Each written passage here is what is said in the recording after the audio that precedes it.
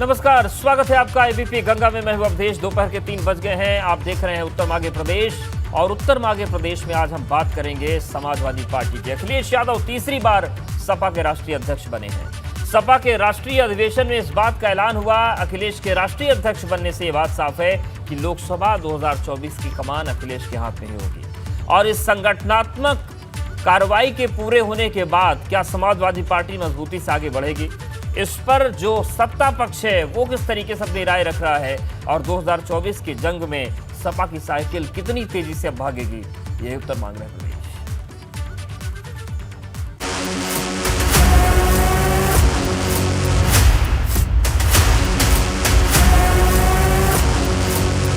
अखिलेश ने भरी 2024 की हुंकार, लाल ब्रिगेड कितनी तैयार। तीसरी बार पार्टी की कमान, 2024 का क्या है प्लान। श्री अखिलेश यादव को विधिवत निर्वाचित घोषित करता हूं। अखिलेश ने लिया संकल्प, पार्टी संगठन का करेंगे कायाकल्प। हम सबको मिलकर के ये संकल्प लेना चाहिए कि जब अगली बार हम लोग मिले तो समाजवादी पार्टी राष्ट्रीय पार्टी बन करके आए। भाजपा पर प्रचंड प्रहार, महंगाई बेरोजगारी पर आर पार। नौजवानों को नौकरी और रोजगार नहीं है। साइकिल के सिपाहियों को अखिलेश का संदेश, उत्तर मागे प्रदेश। तो जो इस संगठन की प्रक्रिया है वहां पर पूरी हो गई है। प्रदेश अध्यक्ष और राष्ट्रीय अध्यक्ष चुन लिए गए हैं, और इसके बाद अब 2024 के जो लक्ष्य को पाने की कोशिश समाजवादी पार्टी वो लगातार लगी हुई है। बीजेपी भी उस मिशन में आगे है, और बीजेपी ने क्लीन स्वीप करने का पूरा अपना खाका तैयार किया है। हमारे साथ सपा अधिवेशन से हमारे सहयोगी अनुभव जुड़ेंगे, उनके पास जाएंगे, लेकिन सबसे पहले बीजेपी प्रवक्ता आलोक अवस्थी जी आपके पास आ रहे हैं। स्वागत है सर आपका। ये बताएं कि अखिलेश यादव जी राष्ट्रीय अध्यक्ष चुन लिए गए हैं। भाजपा पर उन्होंने हमला बोला है, और तीखा हमला ये बोला है अध्यक्ष बनते ही कि जैसे ही चुनाव आना होता है भाजपा राशन फ्री करने लगती है। तो 2024 से पहले अन्य लड़ाइयों को भी अखिलेश यादव साध रहे हैं। देखिए, गरीबों को लूटने वाले, उनकी ज़मीनों पे कब्जा करने वाले, आज जब एक गरीब को सहारा मिल रहा है, अनाज का सहारा मिल रहा है, अन्न का सहारा मिल रहा है, एक गरीब का बेटा देश का प्रधानमंत्री जो पिछले समाज से आता है, आज तमाम गरीबों का जो है अन्नदाता बना हुआ है, उस पर वो प्रहार कर रहे हैं। यह किस तरह की घटिया राजनीति है। जीते जी अखिलेश यादव जब तक जो है मुख्यमंत्री रहे, मुख्यमंत्री रहने के बाद उन्होंने लगातार जो है गरीबों की ज़मीनों पर कब्जे कराए। आजम खान साहब कहते ही थे कि ज़मीनों पे जो है कितने उनके ऊपर मुकदमे चल रहे हैं, कितने नेताओं पे मुकदमे चल रहे हैं। तो एक गरीबों के जो अनाज मिल रहा है उस पर इतना बड़ा हमला, मुझे आश्चर्य होता है कि जब गरीबों के ऊपर हमला कर रहे हैं अखिलेश यादव, तो वो किस तरह का आचरण प्रस्तुत कर रहे हैं, ये सबके सामने है।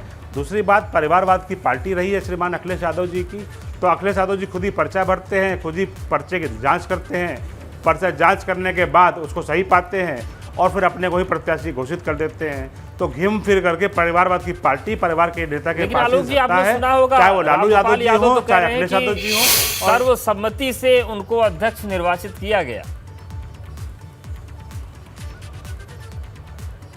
देखिए, राम गोपाल यादव जी को की भी मजबूरी हो, क्या करें, उनके पास कोई विकल्प नहीं है। श्रीमान अखिलेश यादव के पास, उनके पास क्या विकल्प है। अखिलेश यादव को ही बराबर अध्यक्ष बनने रहना क्यों जरूरी है। क्यों नहीं राम गोपाल यादव जी बन जाते हैं, क्यों नहीं कोई उनका सिपाही जो है जो ज़मीन पर लड़ता है वो बन जाता है। तमाम नेता समाजवादी पार्टी के अंदर हैं, तो सर्वोच्च पद पे खाली अखिलेश यादव का ही कब्जा रहेगा, ऐसा क्यों रहेगा। क्यों नहीं बदलता है उनके यहाँ अध्यक्ष, क्यों नहीं उसको जो है पार्टी के किसी अन्य नेता को वहाँ पर जो है अध्यक्ष पद का नामांकन करने की छूट होती है।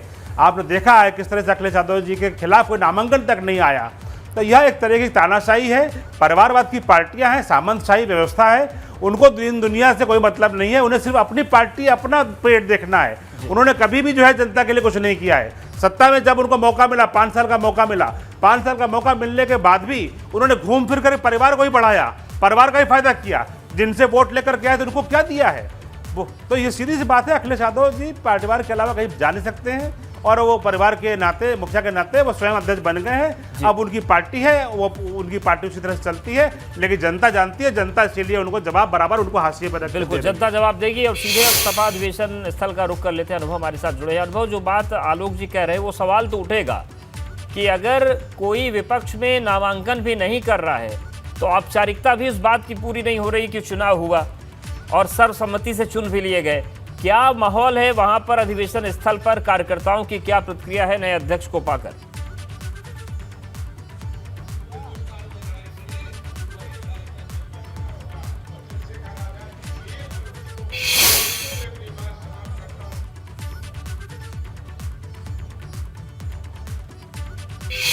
अनुभव, आवाज सुन पा रहे हैं क्या आप?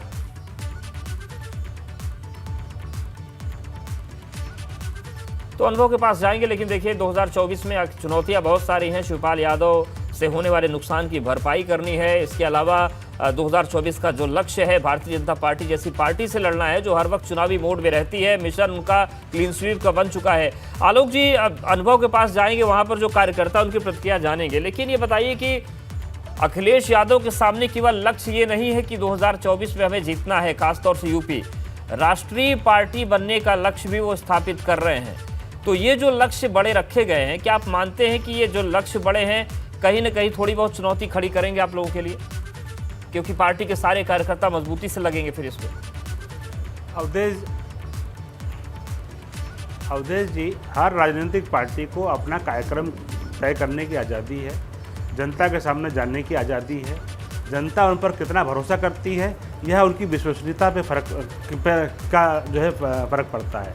आपने देखा होगा कोरोना के काल में किस तरह की गैर जिम्मेदार बयानबाजी अखिलेश यादव ने करी। उन्होंने कोरोना जैसी महामारी, जब लोग मर रहे थे, इलाज के लिए तड़प रहे थे, उस समय एक उन्होंने भ्रम फैलाया कि कोरोना जो है कि इसका टीका नहीं लगवाना है, ये भाई भाजपा का टीका है। ये किस तरह का उन्होंने देश के वैज्ञानिकों का अपमान किया और अपनी विश्वसनीयता खुद खतरे में डाली। स्वयं कोरोना से पीड़ित हुए, तमाम कार्यकर्ता उनके कोरोना से पीड़ित हुए जिन्होंने उनकी बात मानी, और कई कार्यकर्ता उनके नहीं रहे, उन्होंने जीवन खोया।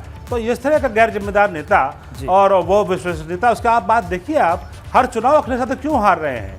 अखिलेश यादव इसीलिए हार रहे हैं कि एक बार तो उनको पिता के प्रताप से अपने गद्दी मिल गई, उसके बाद जब अखिलेश यादव के ऊपर खुद जो है उनके आचरण से सत्ता में जब वो आने का मौका आया, 5 साल सत्ता चलाने के बाद भी उनको कांग्रेस की बैसाखी के लेना पड़ा और कांग्रेस को भी उन्होंने धोखा दिया। मायावती जी के साथ चुनाव लड़ने के लिए आए, मायावती जी को भी धोखा दिया। फिर वह स्वयं जो छोटे दलों को लेकर के आए, केशव मौर्य को लेकर के आए, राजभर जी को लेकर के आए, संजय चौहान को लेकर के आए, उनको भी धोखा दिया। यहाँ तक कि गाड़ियाँ गिफ्ट करके गाड़ियाँ छीन ली गई। यानी कि आप खाली वोट लेने के लिए आपको सहयोगी दल चाहिए होते हैं, और जब चुनाव हो जाता है तो उसके बाद उनकी इज्जत कोई नहीं रहती है।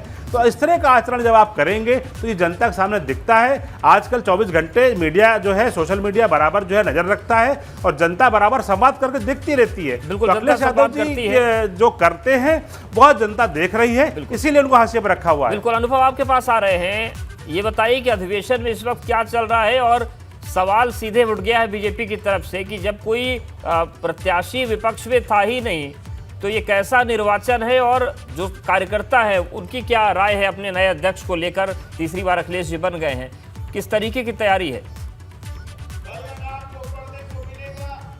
देखिए, सबसे महत्वपूर्ण है कि अभी भी ये जो राजनीतिक और आर्थिक प्रस्ताव पेश हुआ है उसी पर तमाम जो पार्टी के नेता हैं, विधायक हैं, पूर्व मंत्री हैं, वो अपनी बात रख रहे हैं। और ये समाजवादी पार्टी का संविधान है कि जो भी निर्वाचन के लिए अध्यक्ष पद के लिए आएगा वो 3 सेट में नामांकन भरता है। तो वही अखिलेश यादव ने भी किया, 3 सेट में नामांकन भरा। 25-25 प्रस्तावकों का एक सेट होता है, 75 जो प्रस्तावक थे वो 3 सेट में उन्होंने अपना नामांकन भरा। और निर्वाचन अधिकारी की भूमिका निभा रहे प्रोफेसर रामगोपाल यादव ने कहा कि भाई किसी और ने नामांकन नहीं किया, इसलिए अखिलेश यादव निर्विरोध जो है वो राष्ट्रीय अध्यक्ष फिर से चुने जाते हैं। अब जाहिर सी बात है, समाजवादी पार्टी में अखिलेश यादव राष्ट्रीय अध्यक्ष नहीं चुने जाएंगे तो कौन राष्ट्रीय अध्यक्ष चुना जाएगा? इसी बात को तो लेकर बीजेपी लगातार निशाना साधती है। क्या कहती है कि परिवार की पार्टी है, परिवारवाद है। लेकिन चूंकि देखिए, पार्टी का अपना एक संविधान है और उस संविधान के अंतर्गत 5 साल में जो है वो चुनाव होना ही है राष्ट्रीय अध्यक्ष का। और इसके अलावा साथ ही साथ जो हम कहें कि जो सदस्यता अभियान है वो भी हर 5 साल में चलाया जाना है। तमाम सारे लोग यहाँ पर मौजूद हैं, उनसे ही जानेंगे, क्योंकि अलग अलग जो डेलीगेट हैं इस राष्ट्रीय सम्मेलन में वो यहाँ पहुँचे हैं, और उनसे जानेंगे कि क्या रहेगी 24 की लड़ाई। आप कहाँ से आए? आप कहाँ से आए? संभल से। तो आज अखिलेश यादव को फिर से राष्ट्रीय अध्यक्ष चुना गया है। अखिलेश यादव को फिर से राष्ट्रीय अध्यक्ष चुना गया। बहुत मजबूती आएगी अखिलेश यादव जी को पुनः। समाजवादी नेताजी के जमाने में जो 39 सांसद जीत के आए थे, वही पुनः जमाना फिर आएगा, दोहराएंगे। और अखिलेश जी के आने से पूरी युवाओं में खुशी की लहर है। नरेश उत्तम पटेल के प्रदेश अध्यक्ष बने। उत्तम जी प्रदेश के लिए बहुत बेहतर काम कर रहे हैं और बेहतर काम करेंगे। हम लोग सवाल भी उठा रहे हैं, पार्टी के ही लोग। कोई नहीं उठा रहा, हर एक चीज हर एक के मन माफिक नहीं होती। बहुत अच्छे लीडर हैं वो, बहुत अच्छे वक्ता भी हैं। सवाल ये उठ रहा है कि भाई किसी और ने नामांकन नहीं किया, केवल अखिलेश यादव ने नामांकन किया, तो वही अध्यक्ष बनेंगे, और कोई नहीं क्या? ये तो नामांकन करने वालों के ऊपर होता है, व्यवस्था है। मैं नामांकन करता तो मैं भी होता है। जब नामांकन कोई कर सकते थे, कोई आया ही नहीं नामांकन, तो कैसे हो? कोई क्यों नहीं आया? अब ये तो कैसे खुला था, खुला मंच होता है। हाँ, आप क्या कहेंगे? राष्ट्रीय अध्यक्ष है, बढ़िया काम कर रहा है। कोई बन सकता है यहाँ राष्ट्रीय अध्यक्ष? और कोई बन सकता है राष्ट्रीय अध्यक्ष? और भी बन सकते हैं, और भी बन जाएंगे।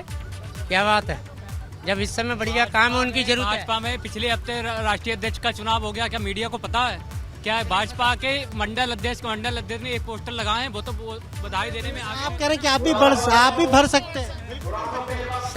सन 2000 नरेश उत्तम पटेल को प्रदेश अध्यक्ष बनाया है, बहुत सारे कार्यकर्ता सवाल। नरेश उत्तम पटेल को प्रदेश अध्यक्ष बनाया, बहुत लोग सवाल उठा। यही ना सुन देंगे। दूसरे राजनीतिक पार्टियों की लोकतंत्र की चिंता रहती है। एक हफ्ते जी, कहाँ से आए हैं? मैं अलीगढ़ से हूँ, प्रदेश कार्यकारिणी सदस्य हूँ, मनोज चौधरी। पूरे देश में अखिलेश यादव जैसा नेता नहीं है जो छात्रों की, नौजवानों की, बेरोजगारों की, किसानों की, अल्पसंख्यकों की, व्यापारी की, सारे मुद्दों को उठाते हैं। और जैसी सरकार से लोग ये कह रहे हैं कार्यकर्ता है कि जब वही प्रदेश अध्यक्ष होना था तो फिर ये अधिवेशन क्यों बुलाया? तमाम सारे आपके पार्टी के कार्यकर्ता। कौन गलत कह रहा? कोई नहीं कह रहा, कोई नहीं कह रहा, ऐसा कहीं नहीं। एक भी आदमी ने बांट, अगर आपको एक भी आदमी ने बांट दी हो बताओ? सबने, बहुत लोगों ने दी। सबने स्वागत किया माननीय राष्ट्रीय अध्यक्ष जी के निर्णय का, और समाजवादी पार्टी के प्रतिनिधि जो डेलीगेट आए उन्होंने चुना है। पूरे डेलीगेटों ने निर्वोट चुना है। डेलीगेट ने चुना है। 2024 की लड़ाई कैसे लड़ेंगे आप लोग? इसकी लड़ाई तो जमीन पर लड़ेंगे। समाजवादी पार्टी ही विकल्प है बीजेपी का, और कोई विकल्प ही नहीं है। समाजवादी पार्टी हटा सकती है और कोई नहीं हटा सकता। और हमारे अगर आपकी पार्टी के नेता कहते हैं कि निर्वाचन आयोग ने हरा दिया, चुनाव आयोग ने हरा दिया, तो 17 में तो आपकी सरकार थी, फिर कैसे हार गए? हमारे राष्ट्रीय नेताजी जो उनकी न करनी और कथनी में कोई फर्क नहीं है, जो वो कहते हैं वही करते हैं। और जो सरकार में बैठे हैं, चाहे प्रदेश स्तर पर हो चाहे देश स्तर पर हो, हर समय झूठ पे झूठ बोलते हैं। जिस तरीके से वो सैन देओल की जो पिक्चर थी, तारीख पे तारीख जो लगती थी, इसी तरीके से आज जो प्रदेश की सरकार और देश की सरकार जो चली, वो झूठ पे झूठ। देखिए अवधेश, बिल्कुल तमाम सारे कार्यकर्ता यहाँ मौजूद हैं। थोड़ा इधर भी तस्वीर दिखाएंगे। इस तरफ बहुत सारे लोग जा चुके हैं। कल भी कुछ ऐसी स्थिति थी, अखिलेश यादव बैठे हुए थे, लेकिन तमाम सारे लोग जा चुके थे। आज भी कुछ ऐसी स्थिति नजर आ रही है। और खास तौर से जिस तरीके से आप यहाँ पर देखिए, ये कार्यकर्ता बैठे हैं, चूंकि धूप भी काफी ज्यादा है, पर यहाँ अलग अलग हम कहें जो डेलीगेट हैं, अलग अलग राज्यों से भी लोग आए हुए हैं। और यहाँ से जो सामने की तरफ मंच दिखाएं, जो राजनीतिक और आर्थिक प्रस्ताव पेश हुआ, उसमें 4-5 महत्वपूर्ण बातें थी, वो जरूर अपने दर्शकों को बताएंगे। एक तो ये उसमें है कि जो 1857 की प्रथम क्रांति का बिगुल बजा, उसमें लखनऊ की महत्वपूर्ण भूमिका है। अब आप इसको कनेक्ट करके देखिए 2024 के लोकसभा चुनाव से, यानी साफ तौर पर कार्यकर्ताओं को मैसेज दिया गया है कि दिल्ली का रास्ता लखनऊ से होकर ही जाता है, कार्यकर्ता उसमें जुट जाएं। फिर उसमें ये बात लिखी है कि 2022 का जो चुनाव हम जीत रहे थे, लेकिन बेईमानी हुई। अब बेईमानी किसने की, उसमें चुनाव आयोग को लेकर भी साफ तौर पर निशाना साधा गया है। साथ ही साथ ये भी है इस राजनीतिक आर्थिक प्रस्ताव में कि संकल्प सबने लिया है कि 2024 में बीजेपी सरकार को उखाड़ फेंकना है। तो ये 3-4 महत्वपूर्ण बातें उस राजनीतिक और आर्थिक प्रस्ताव में है। पूरे मैदान की भी तस्वीरें हम आपको लगातार दिखा रहे हैं। अखिलेश यादव बैठे हुए हैं, प्रोफेसर रामगोपाल यादव बैठे हैं, स्वामी प्रसाद मौर्य भी नजर आ रहे हैं, आज अवधेश प्रसाद है, आज राम गोविंद चौधरी को जरूर बगल में कुर्सी मिल गई है, कल पीछे की कुर्सी मिली थी। तो ये समाजवादी पार्टी का संविधान है और चूंकि चुनाव आयोग में यही सारे जो पेपर है, जो डॉक्यूमेंट है, वही महत्वपूर्ण हो जाते हैं। और जब आपको याद होगा जब विवाद हुआ था तब वही सारे कागज काम आए थे, इसलिए इसी तरीके से राष्ट्रीय अध्यक्ष का भी चुनाव हो गया, प्रदेश अध्यक्ष का भी चुनाव हो गया, वहां पर भी किसी ने अपना नामांकन पत्र दाखिल बिल्कुल ये तमाम चीजें यहाँ पर जाएंगी और आलोक अवस्थी जी भी लगातार हमारे साथ बने हुए, उनसे ही पूछेंगे कि जो उनके राष्ट्रीय अध्यक्ष को लेकर भी सवाल उठा और सोशल मीडिया पे ये चीजें काफी वायरल भी हुई थी कि कितने वोट से वो जीते, इस पर भी भाजपा को बात करनी। आलोक जी आपके पास आ रहे हैं, जैसा कि आपने सुना कि जो कार्यकर्ता हैं वो कह रहे हैं कि चुनाव सही हुआ है, लेकिन एक कार्यकर्ता ने सवाल उठाया कि भाजपा के जो राष्ट्रीय अध्यक्ष हैं क्या उनका चुनाव हुआ था। और बीते दिनों ही मैंने सोशल मीडिया पर देखा था कि तमाम ये चीजें तैर रही थी या तैराई जा रही थी कि क्या कोई ये बता सकता है कि बीजेपी के राष्ट्रीय अध्यक्ष कितने वोटों से जीते थे। तो ये जो पूरी लड़ाई है ये क्या व्यक्तिगत आरोप प्रत्यारोप में बदल रही है क्या? देखिए अवधेश जी, समाजवादी पार्टी की जहाँ तक बात है, आपको पता है कि उनका डीएनए क्या है। भ्रष्टाचार, जंगल राज, परिवारवाद, आतंकवादियों का समर्थन, तुष्टीकरण की राजनीति, ये उनका डीएनए में है। लगातार आए एक अध्यक्ष उनका लगातार 4 बड़े चुनाव हारा हो, 2 लोकसभा के चुनाव और 2 विधानसभा के चुनाव हारा हो, नगर निगम के चुनाव हारा हो, जिला पंचायत के चुनाव हारा हो, उसके बाद भी उस पार्टी के अध्यक्ष पद पर कब्जा करके रखना, यह एक व्यवस्था भी है उनके कार्यकर्ताओं की और यह एक परिवारवाद सामंतवादी व्यवस्था भी है कि उनके खिलाफ कोई आवाज़ नहीं उठा सकता पार्टी के अंदर। आपने देखा होगा कैसे अभी शिवपाल यादव जी ने पार्टी छोड़ के गए, सत्ता का किस तरीके से अधिग्रहण किया था। अखिलेश यादव जी ने अपने पिता को बेइज्जत करके जबरन जो है सत्ता से हटाया था, उसके पास वो कुर्सी में चिपक से गए हैं। हमारे लिए तो अच्छा है, हमारे को तो मालूम है कि अखिलेश यादव के कर्म कैसे थे, जनता को पता है।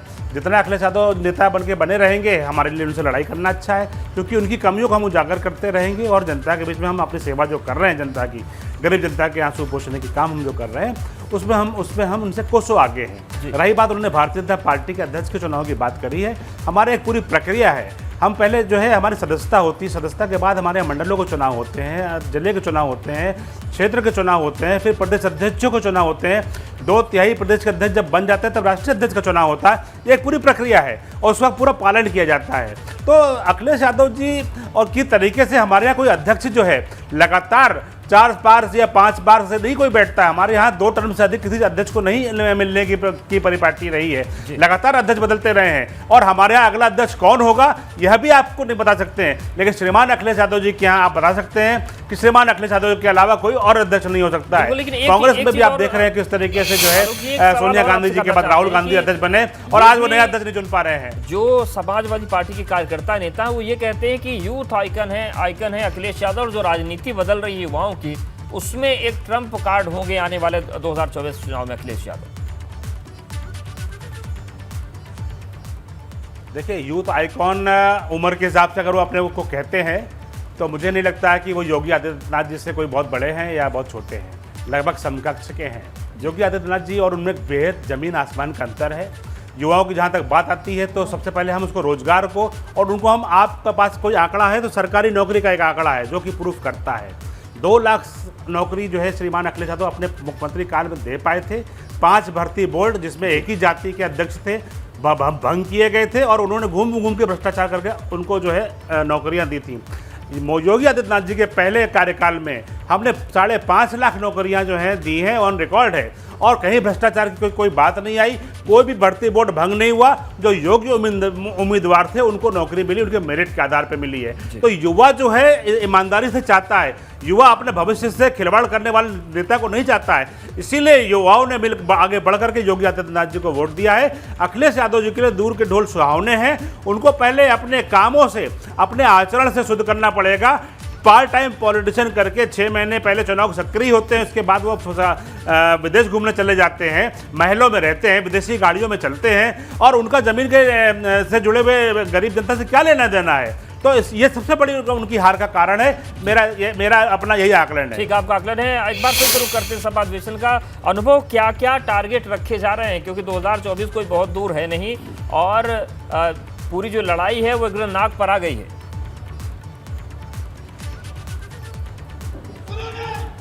देखिए, बिल्कुल मंच की भी तस्वीरें आपको दिखा दें। अखिलेश यादव लगातार बैठे हुए हैं, प्रोफेसर रामगोपाल यादव बैठे हैं, तमाम सारे और जो लीडर हैं वो बैठे। देखिए, लड़ाई तो 2024 की है और साफ तौर पर यहाँ दो तीन जो नेताओं ने कही, जैसे रामजी लाल सुमन, पूर्व केंद्रीय मंत्री मुलायम सिंह यादव के बेहद करीबी, आगरा से आते हैं, उन्होंने कुछ महत्वपूर्ण बातें उठाई। उन्होंने कहा कि समाजवादी पार्टी को गांव, खेत, खलिहान, सड़क, चौराहे पर जाकर लड़ाई लड़नी होगी। हम इसको कहीं न कहीं भूलते जा रहे हैं। दूसरा, हम सुविधा भोगी हो गए हैं, हमें इससे बचना होगा। तो ये बातें तो रामजी लाल सुमन ने कही।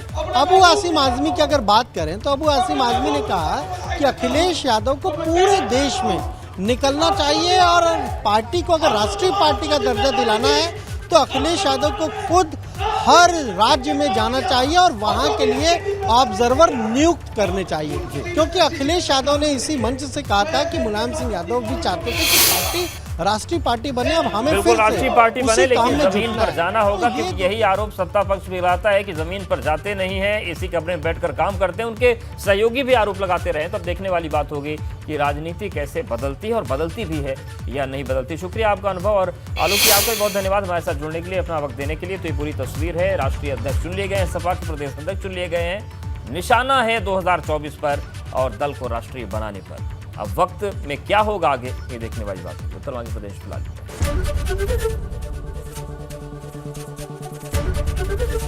एबीपी गंगा, खबर आपकी, जुबान आपकी।